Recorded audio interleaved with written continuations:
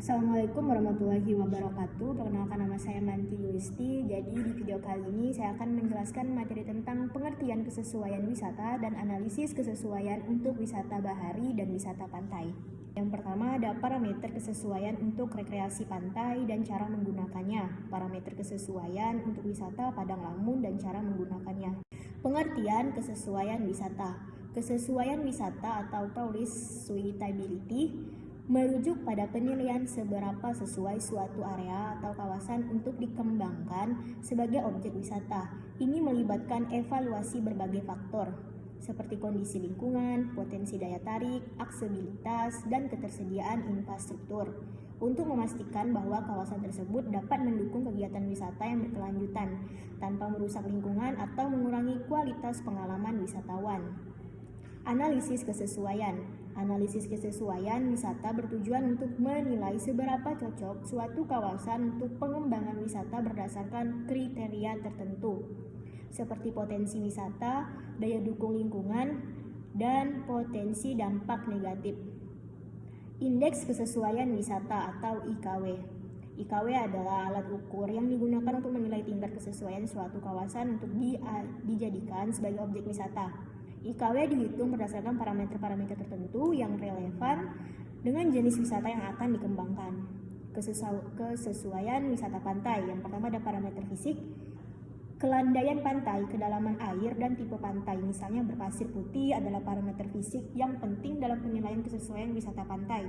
Yang kedua, parameter oceanografi seperti arus, ombak, dan pasang surut juga menjadi pertimbangan dalam penilaian kesesuaian wisata pantai, terutama untuk kegiatan seperti berenang dan menikmati pemandangan.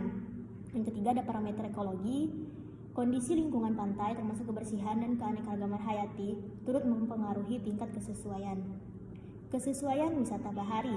Yang pertama ada wisata selam dan snorkeling.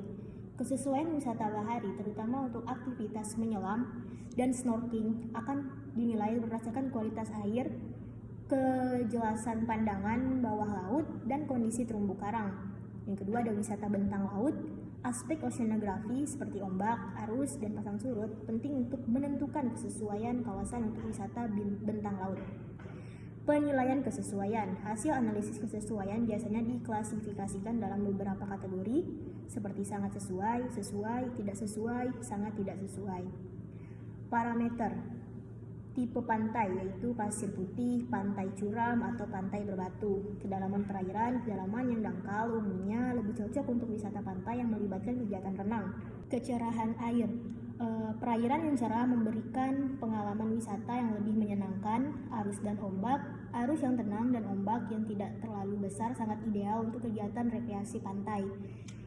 Kondisi terumbu karang. Terumbu karang yang sehat dan berwarna-warni merupakan daya tarik utama untuk wisata bahari. Parameter kesesuaian untuk wisata padang lamun.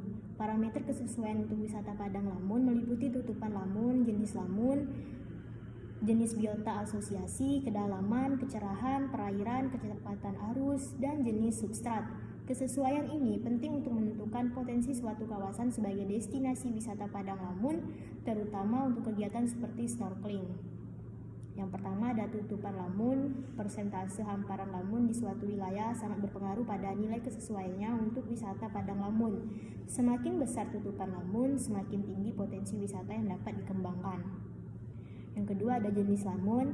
Jenis lamun yang ada di suatu kawasan juga menentukan nilai kesesuaiannya. Beberapa jenis lamun mungkin lebih cocok untuk kegiatan wisata tertentu. Yang ketiga ada jenis biota asosiasi. Selain lamun, biota lain yang hidup di sekitar padang lamun seperti ikan, kepiting, bintang laut, dan kerang juga memberikan nilai tambah bagi wisata padang lamun. Yang keempat ada kedalaman. Kedalaman perairan sangat penting, terutama untuk kegiatan snorkeling. Perairan yang dangkal dengan hamparan lamun yang luas sangat cocok untuk kegiatan ini.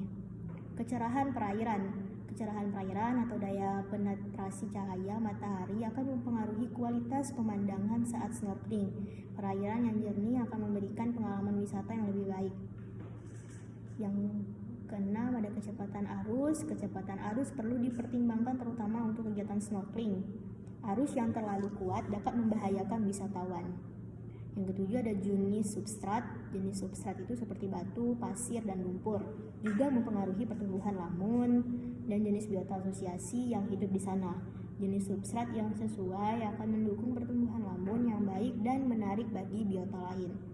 Sekian pembahasan dari saya, terima kasih.